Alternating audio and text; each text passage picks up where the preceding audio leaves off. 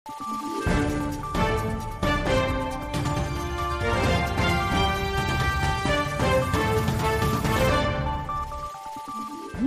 araw, Pilipinas! Ito ang Valiente News hatid sa inyo ng Office of the Vice President. Suportado ng mga taga-Tacloban City sa lalawigan ng Leyte ang mga programa ng tanggapan na kabilang na ang libreng sakay program. Si Maribeth Adlawan sa report.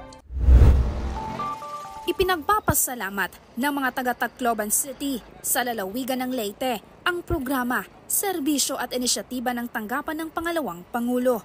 Kabilang na rito ang OVP Libreng Sakay Program. Sa ilalim ng programa, hindi na kailangang magbayad ng pamasahe ng mga taga-barangay Tagpuro papuntang downtown Tacloban at vice versa. Isa sa mga naging pasahero ng OVP Libreng Sakay Bus si Rodora Basas. Sabi niya, imbis sa pamasahe, ipinangdagdag na lamang niya ang kanyang natitipid kada araw sa iba pang pangangailangan ng kanyang pamilya. Napakaano, kasi yung sa Tagpuro pa lang 40 na eh. Tapos papasok pa sa amin 10 pesos, bali 50 pesos.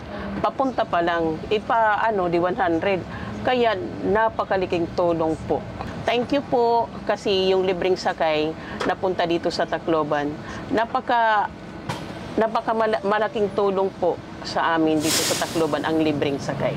Mula dito sa Tacloban City, ako si Maribeth Adlawan, lahat para sa Diyos, bayan at pamilyang Pilipino. Valiente News. Mga naserbisyohan ng OVP Libreng Sakay Program sa Tacloban City ngayong taon, umabot na sa mahigit 40,000. Ang detalye, alamin sa susunod na episode. Ako si Claudette Loreto para sa makabuluhan, naninindigan at matapang na mga ulat at impormasyon. Maraming salamat.